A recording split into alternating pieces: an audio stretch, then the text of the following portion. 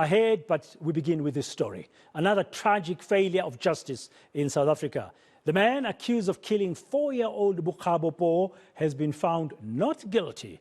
That's despite a confession by Ntokozo Zikhali about the kidnapping of Poo. According to the National Prosecuting Authority, there is not enough evidence to find the man guilty of murder. Our reporter Pule Letshwiti-Jones joining us now with the latest. He's been tracking this story today in Ekurhuleni. Pule, what kind of reaction are you getting from the family after this news from the courts finding Zikhali not guilty? Yeah, look, I just spoke to the father, Bredan. He was quite sad and heartbroken from that outcome from the Benoni Magistrate Court, in which the state said it could not continue to prosecute due to not having enough evidence. I just spoke to the National Prosecuting Authority as well just earlier on, and they were saying that they couldn't comment yet. They were still waiting for feedback from the state prosecutor in regards to this case. Now, you would remember that the 4-year-old little baby, Bokgabo Poo, was brutally murdered and her body mutilated last year in October. And we remember that there was a spate of demonstrations happening within the community and outside the magistrate court when the case was ongoing, and the family really was supported by a large number of community members and people from the religious based community as well. And what was even more heartbreaking is that the very same suspect was previously released on bail after he faced a charge of rape, and then he went out again to commit murder and rape and kidnap, and unfortunately this time around was Bokgabo Poo. But I just wanted to take a listen to what the father had to say earlier on when we spoke to him just after the court case had adjourned.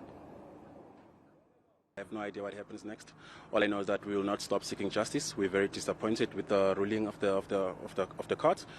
We did not anticipate that at all. How do you tell me that a murderer who has confessed, a murderer was seen on the footage walking away with a 4-year-old child, he confessed to kidnapping her, and now today you're telling us that he's a free man? How do you do that? I know previously the family was speaking about recovering or trying to, recover some of the bodies of the little Bokgabo Poo, and this would be a step in terms of the healing process. How has that been for the family? Have you recovered the body parts? How's the family doing in terms of the healing process as well? Well, healing is far detached from reality. We are not healing at all. We believed and we hope that this will be a form of healing when we are told that it's going to be locked up behind bars. But now we are set back now. What I'm feeling right now is exactly what I felt when I first heard the news of my daughter's passing. It's a disgrace, I must say. Coming in as a patriot that I am in this country, I've always standing. I'm an activist myself, and I'm standing for a lot of good things that's happening, and now I'm the victim of crime, and I'm not receiving any justice at all. A 4-year-old child who's been brutally murdered like that, who's been raped, whose corpse has been burnt, and today a man walks freely like that. Is that it? Well, it's a very sad story indeed. I wonder what the father is going to do, what the family are going to do now, because we all remember that time, that fateful time after little Bokgabo Poo had been found, and the funeral and the scenes full of emotions as the family was grieving her death. Yeah, definitely. In fact, when I spoke to the father, Mr. Ivan Glove, he said that they hadn't actually told the granny about the court outcome, and honestly, this is really quite sad news as well, because he was telling me that the grandmother was still quite upset about this whole thing that happened. In fact, she couldn't bear the bad news of her her little granddaughter being brutally murdered last year in October already.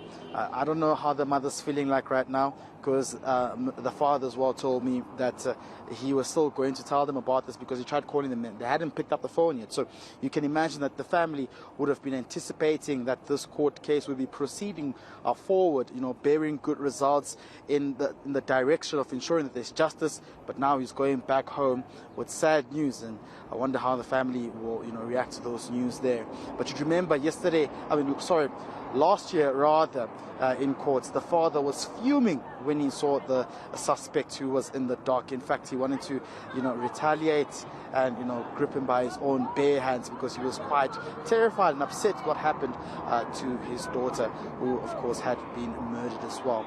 But I just wanted to reflect back on what happened previously and what the mother said as well in regards to calling for the death penalty against rape suspects and accused and murderers as well, saying that they cannot live in such a society where we continue to see gender-based violence being the order of the day against women and children. Let's take a listen, Bredan, to what the family had to say previously.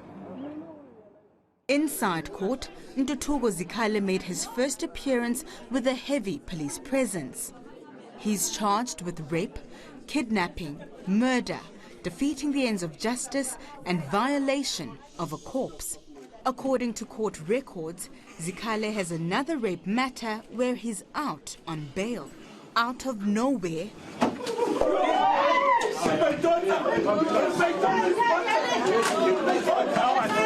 It's very, very hectic. It was very, very difficult for me to take in. I couldn't hold myself. What happened, it happened. It was never planned that I'm going to make a move.